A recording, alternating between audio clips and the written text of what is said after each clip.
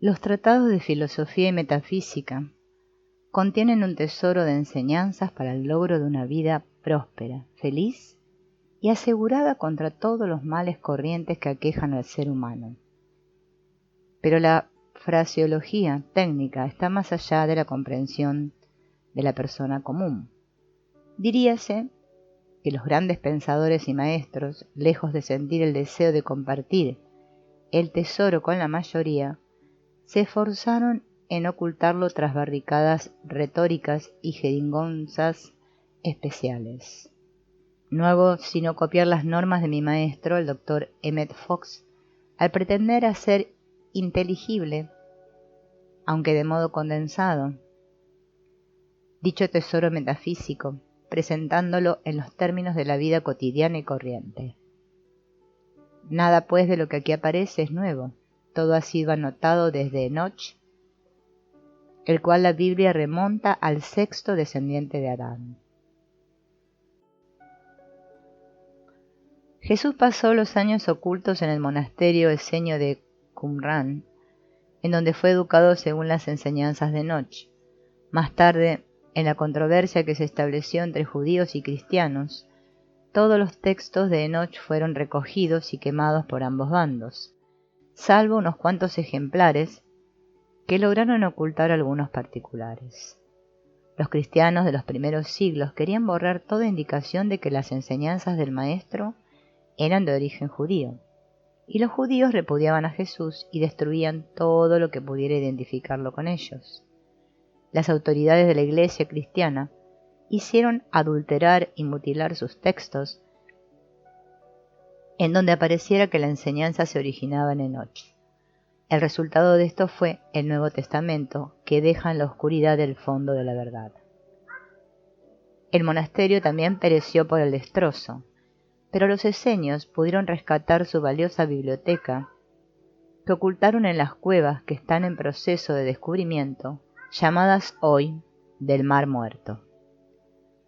La organización Rockefeller ha ubicado en la región un gran establecimiento, dedicado a autenticar y traducir los pergaminos que van apareciendo, entre ellos los originales de Enoch y los textos auténticos de la Biblia. Cristianismo dinámico. Antes de emprender cualquier oficio, el candidato que lo va a desempeñar recibe instrucciones o estudia la técnica del oficio. El único oficiante que emprende su cometido totalmente a ciegas es el ser humano, al lanzarse a la máxima tarea de vivir, sin brújula, compás o diseño, solo equipado con el material secundario y sin nociones de preparación básica, es lanzado al laberinto, y ojalá que no incurra en el mal. Hay vidas que transcurren entre la opulencia y las satisfacciones, otras transcurren en la miseria. Las hay que se inician con todas las ventajas de la educación, la ciencia, la medicina, la religión y todas las previsiones que pueden idear el afecto y la fortuna. Y las persigue un atajo de calamidades. ¿A qué se debe la colección de diferencias? La primera ley de la creación es la siguiente: lo que piensas se manifestará, no solamente en tu cuerpo y tu carácter, en lo exterior, en lo material, en tus condiciones, en lo que te ocurre. Tu propio concepto es lo que tú ves suceder. Si tienes formado el concepto de que la salud es el estado natural del hombre, eres de constitución saludable, hagas lo que hagas. Si tu concepto es que la riqueza es inevitable, serás siempre rico. Si consideras que tu destino es la pobreza, los accidentes, la muerte, los achaques de la vejez, la mala o buena suerte, ser víctima de la maldad o merecedor de todo lo mejor, la lucha constante o la plenitud sin esfuerzo, lo que quieras que tú esperes normalmente o aquello que tú cuentas en mal o en bien, esa es la condición en que vives o verás manifestarse. No se está jamás consciente de la mayoría de estos conceptos. Se forman involuntariamente cuando se ignoran las leyes de la creación. Estas constituyen la brújula, el compás y la materia prima con que se debería equipar a un niño antes de aprender el alfabeto. Con lo que hasta aquí has escuchado, te habrás dado cuenta de que el hombre no es lo que siempre se ha creído. Un corcho en medio de la tempestad, batido aquí y allá, según la ola, su mundo, sus circunstancias y todo lo que le ocurre en su vida, son creaciones de él y de nadie más. Él es quien ordena. Si su concepto de la vida es que está en una tempestad y él es un corcho en medio de ella, así será. Él lo ha ordenado y permitido. Él es el rey de su mundo. Eso es lo que significa nacer con libre albedrío. Libre de escoger entre pensar positivamente o pensar negativamente. Toda su vida, todos sus logros o sus fracasos, todas las manifestaciones dependen del concepto que tengan establecido en el subconsciente. Hoy sabemos que lo que pensamos a menudo pasa al subconsciente y se radica allí actuando como reflejo. La psicología lo ha comprobado. La metafísica y la filosofía ahondan mucho más en la mecánica expresada, pero lo exponen en una forma tan compleja y enredada que casi no es posible comprenderla. Cuando el pobre ser humano se ve envuelto en los efectos de su ignorancia, cuando ha producido alguna calamidad que lo tortura, se vuelve hacia Dios y le suplica que lo libre del sufrimiento. La experiencia diaria nos comprueba que a veces Dios atiende, pero otras veces no. Cuando Dios no atiende, el pobre ser humano es consolado por sus familiares y amigos con las siguientes palabras: hay que resignarse ante la voluntad de Dios. Como si la voluntad de Dios fuera mala. El mismo Jesús dijo: paz en la tierra a los hombres de buena voluntad. ¿Y podrá creerse que Dios esté gozando de su paz celestial impunemente, estando impregnado de mala voluntad? La oración es de una potencia extraordinaria, porque es de un grado altamente positivo. Es dirigir el pensamiento al propio origen del bien y del amor, y no existe nada más alto. Debe manifestarse el bien instantáneamente. Debe transformar a ojos vista como milagro aquello que necesita transformarse. Pero como la primera ley de la creación es que el concepto es lo que rige en los asuntos de los hombres, si el concepto que el suplicante tiene de Dios es que Él es un magnate caprichoso, lleno de mala voluntad, que manda pruebas y castigos más a menudo que premios y beneficios, el suplicante verá manifestarse su concepto de Dios.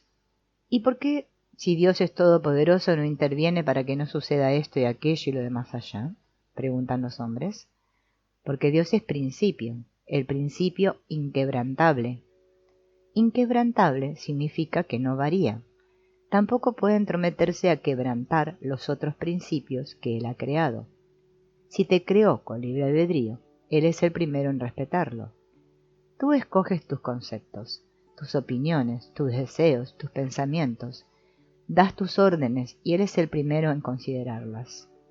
Ahora, si el pobre ser humano del cual estábamos hablando eleva su pensamiento al plano de Dios, y esta no es sino otra forma de llamar a la oración, si el ser humano trata de calmar su angustia y se obliga a pensar en algo nuevo, verá el milagro que pide, porque se ha quitado él mismo del camino, porque ha puesto el problema en manos de Dios, o sea, en el plano del amor.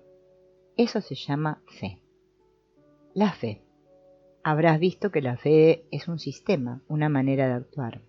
La fe tiene dos nombres, fe y miedo. Los dos son una misma cosa y una misma fuerza. Se le llama fe cuando se espera lo bueno, se le llama miedo cuando se espera lo malo. Así es, tan simple como suena. Cuando tú sientes miedo, estás presintiendo algo malo, o sea, presintiendo, anticipándolo, esperándolo con todas las fuerzas de tu alma, y él no se hace esperar.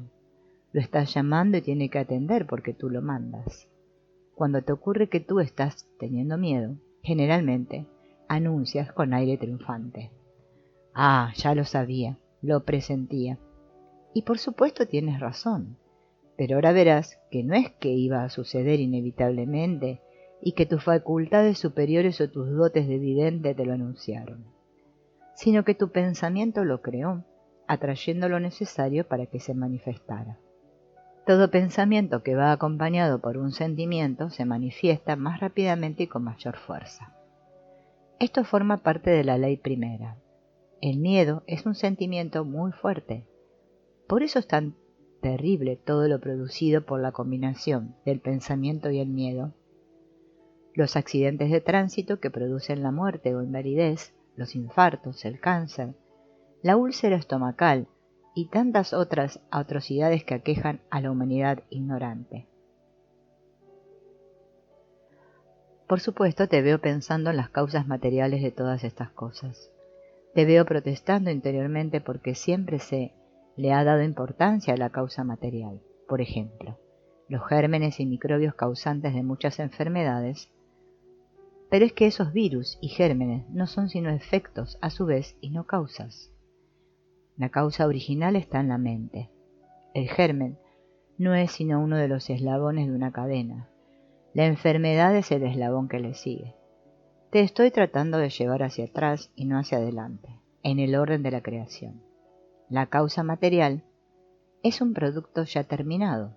El diseño original, básico, es el pensamiento.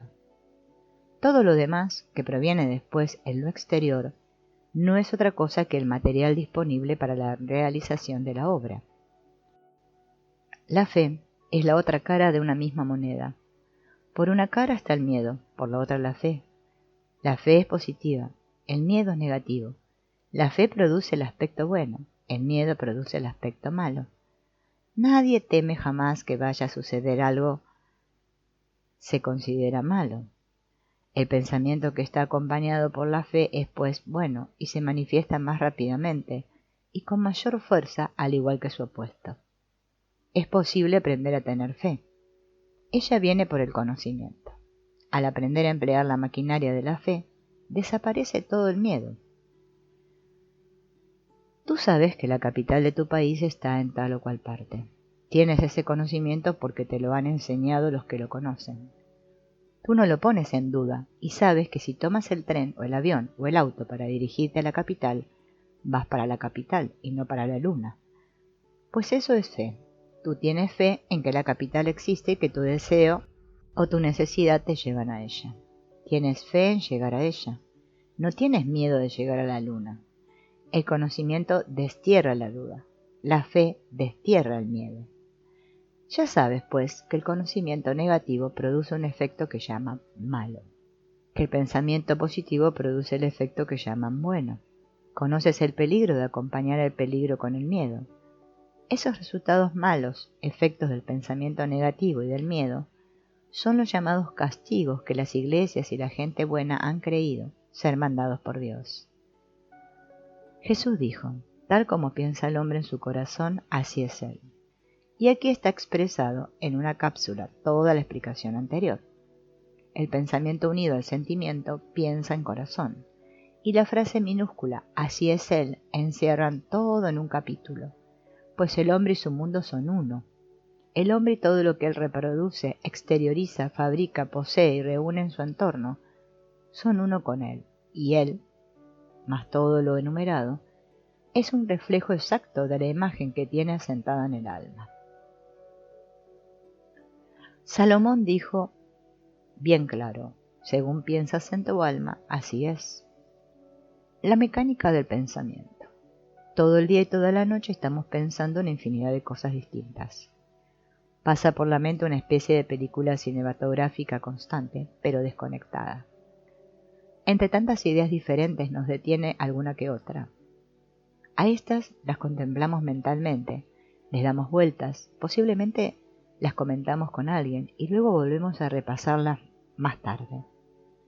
Esas ideas se convierten en imágenes mentales. La imagen mental es lo que pasa al subconsciente. Se establece allí y vuelve, lo que llaman los psicólogos, un reflejo. Los psicólogos no estudian, sino los reflejos que gobiernan el comportamiento y las aberraciones mentales. Los metafísicos abarcan un campo mucho más amplio y saben que los reflejos gobiernan no solo al hombre, sino también a todo lo que le ocurre al hombre exteriormente. Tantas veces se contempla o se estudia una idea, tanto más se arraiga su reflejo en el subconsciente. El subconsciente no discierne, esa no es su función. Él no tiene poder para protestar, no tiene voluntad propia, No tiene sentido del humor, no sabe si la orden que le hemos dado es un chiste o es en serio. Su función consiste primero en almacenar las imágenes mentales y luego lanzarlas hacia afuera como salen las copias fotostáticas. Es un autómata o un robot.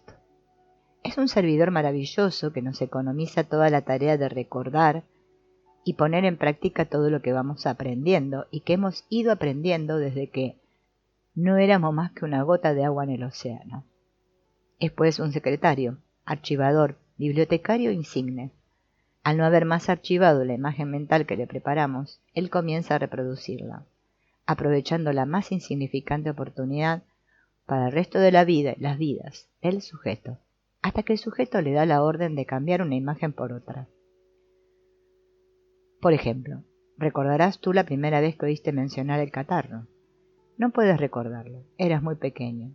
La noticia te vino de tus mayores y por lo tanto no la pusiste en duda. La aceptaste como cosa natural. Después te enseñaron a tenerle miedo. Te advirtieron las causas del catarro y te dijeron que si se te enfriaba el sudor en tu cuerpecito, si entrabas en contacto con algún amiguito catarroso, si te caía alguna lluvia o te ponías en una corriente de aire, inevitablemente te daría catarro. Todo eso lo viste en tu mente con puntos y detalles. Pasó a tu subconsciente y ya no tuviste que recordar más nunca las advertencias que te hicieron tus mayores. Tú no la volviste a pensar, pero tu subconsciente reprodujo con toda fidelidad un buen catarro, el mejor que pudiera producir. Cada vez que se te enfriaba el cuerpo, cada vez que te ponías en una corriente de aire, cada vez que te acercabas a un acatarrado y cada vez que te caía un aguacerito. Fíjate bien, tú no tuviste que volver a pensarlo jamás, pero tu subconsciente jamás ha olvidado la orden. Hasta el sol de hoy continúa entregándote un estupendo catarro cada vez que te descuidas, porque ya tú estás acostumbrado a cuidarte.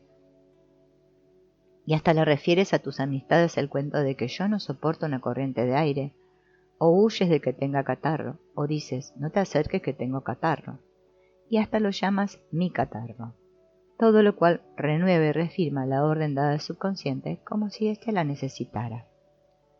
Esta mecánica es igual para todos los demás males que aquejan al ser humano, desde el catarro hasta la muerte, accidentes, luchas, vejez, pobreza, mala suerte,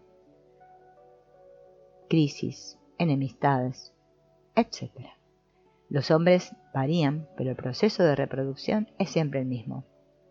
La ley que estoy explicándote se llama el principio de mentalismo y es la primera ley de la creación. Este es el universo mental.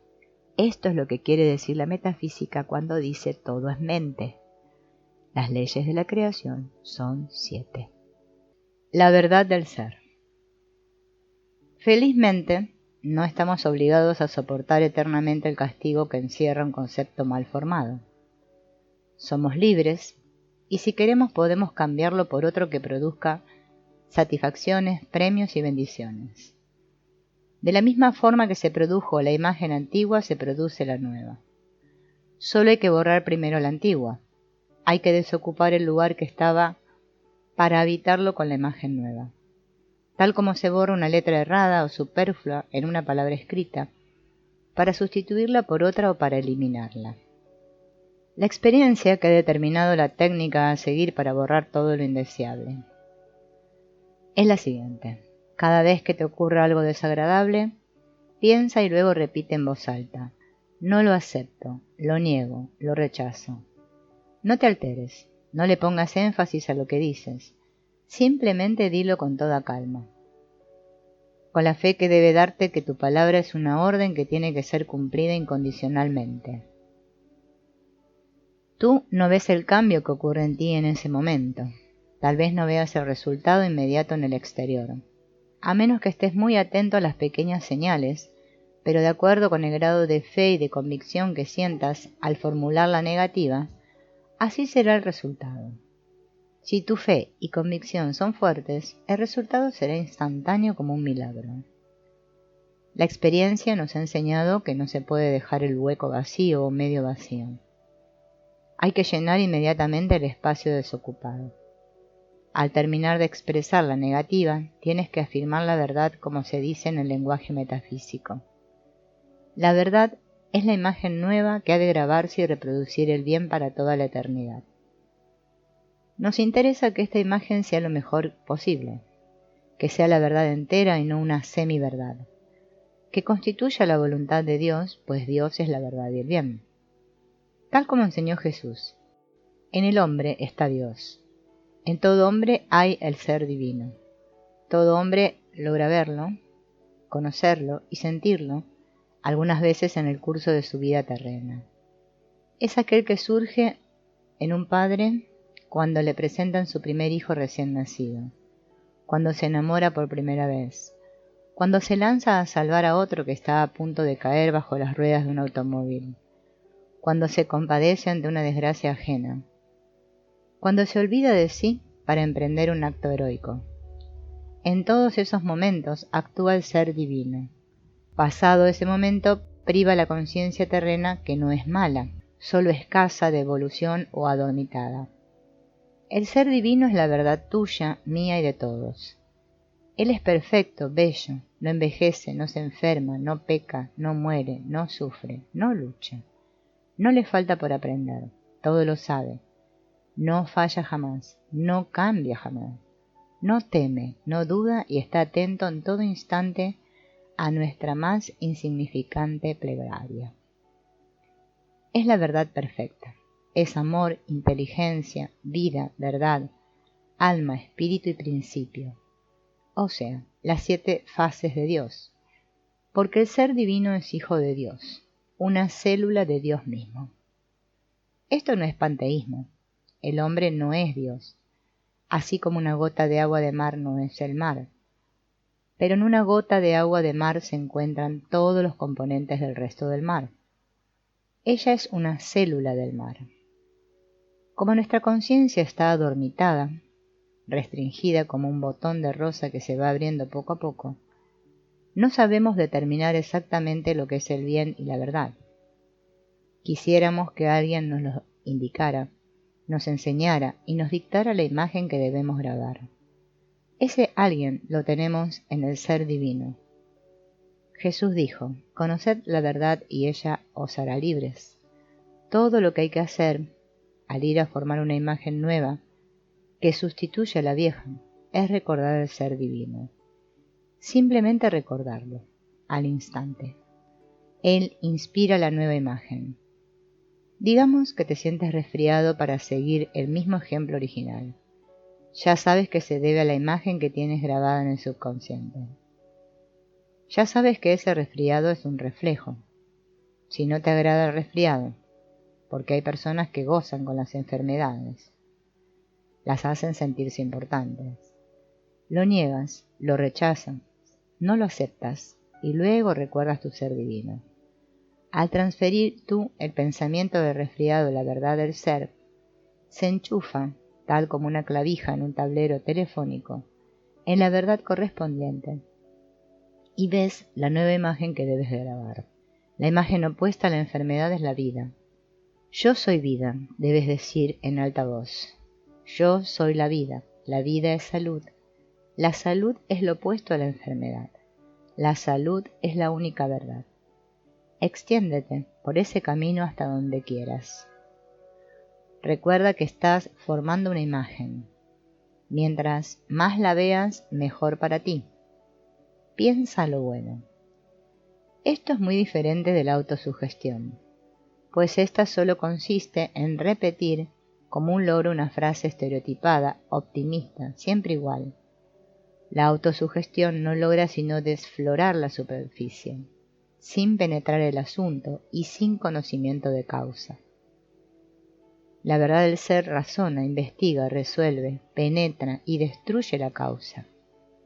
Limpia, sana y renueva el subconsciente. Lo fortifica, adelanta al ser humano y le ensancha la conciencia. Es una verdadera cura, segura y radical.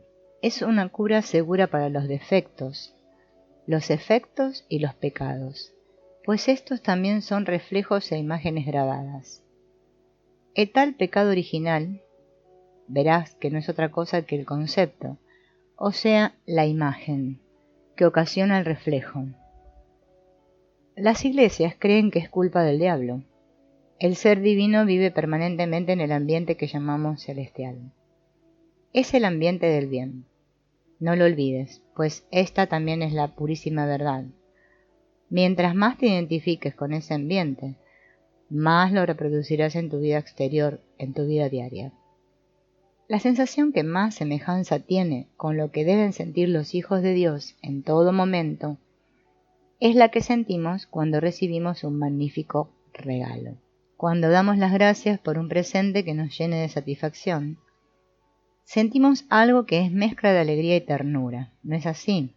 Bien, ese es estado del que mora en el cielo, y ese es el carácter del ser divino. Cuando se está en ese estado de ánimo, el mal se aleja. Él no soporta ese clima, no le gusta, no se aviene a su naturaleza. Por lo tanto, el tercer paso, que la experiencia nos ha enseñado a dar, en la práctica de la verdad del ser, es el siguiente. Cuando hayas terminado de hacerlo, que llama el lenguaje metafísico un tratamiento, o sea, negar y afirmar, siempre da las gracias a Dios como si ya hubieras recibido el premio. Cierra tu tratamiento con una expresión de inmensa gratitud por el bien ya recibido. Esta es una manifestación de fe. San Pablo dijo, la fe es la evidencia de que las cosas que no se ven. Y Jesús dijo, siempre que ores, cree que recibes y recibirás. Este tratamiento está descrito y expuesto en la Biblia, por supuesto que en los términos bíblicos, tan simbólicos y encubiertos que ha sido necesario la labor consagrada de expertos en semántica, lingüística, filología clásica y simbología para desentrañar el sentido. La Biblia lo llama Manases y Efraín, y tiene mucho que decir respecto a estos dos hermanos. Jesús el Cristo lo enseñó en la forma siguiente. El que quiera alcanzar la vida eterna, que se niegue a sí mismo y luego me siga a mí. No quería decir que siguiera al hombre Jesús, sino al Cristo. La palabra Cristo viene del griego Christos, que significa el ungido, o sea, el Hijo de Dios, la verdad. En el Nuevo Testamento Jesús menciona el tratamiento así. Que sea vuestro hablar no, no, sí, sí, porque lo que pasa de esto del mal procede. Como es abajo es arriba. Como dije al comienzo, mi empeño es el poner en los términos más sencillos el significado de los tratados metafísicos, filosóficos, psicológicos y de simbología religiosa, tan obscura para la mayoría y por lo tanto prohibitivos y desperdiciados en su totalidad, a pesar de que son un tesoro inapreciable y nada de lo que estoy exponiendo aquí es nuevo. Todo está dicho, descubierto y enseñado desde los tiempos más remotos. Solo está ignorado o mal comprendido. En cualquier tratado de biología encontrarás expuesto en términos técnicos lo que ahora te voy a describir en palabras de asentado. Cuando tú frunces el ceño y amarras la cara, se opera una reacción en la médula cerebral que baja junto con el fluido de la columna, se infiltra en el hígado después de haber pasado hasta allí por medio de un proceso que llaman de ósmosis. Una vez que ha entrado en el hígado, transforma la colesterina en bilis. La bilis altera el humor poniéndote amargo, y ese mal humor te hace amarrar la cara y fruncir el ceño. Es un círculo vicioso que te mantiene en el clima infernal, en el cual el mal se encuentra a sus anchas, se alimenta y crece, y atrae todo lo que su clase que esté flotando por ahí.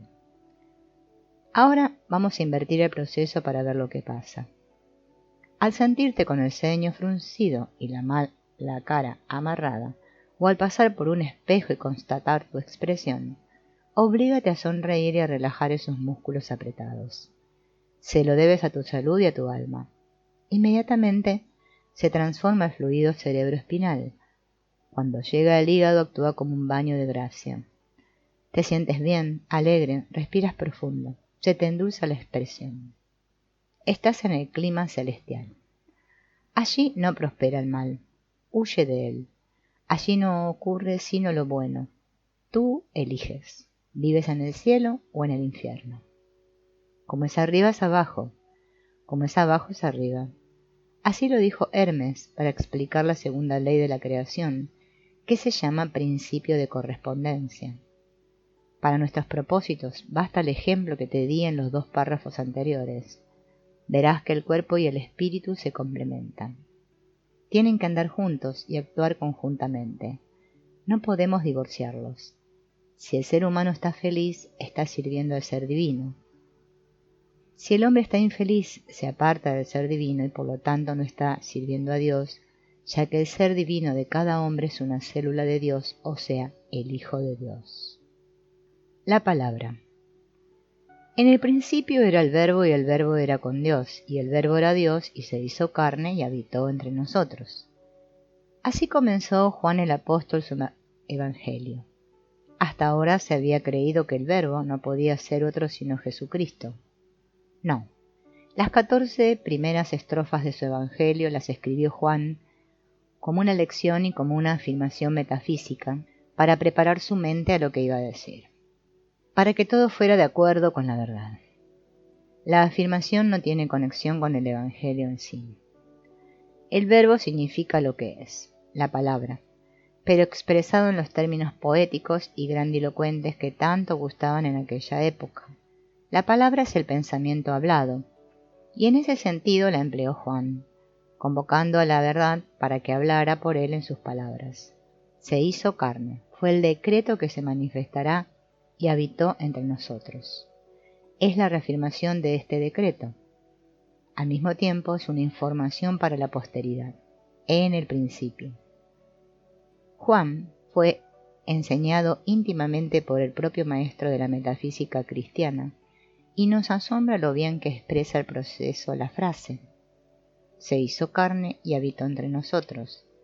Además de que de un solo golpe afirma la fe.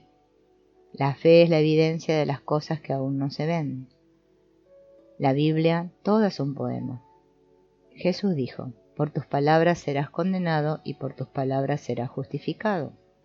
Más claro no puede expresar la misma verdad. También dijo, no es lo que entra por su boca lo que contamina al hombre, sino lo que sale de su boca, porque lo que de la boca sale del corazón procede.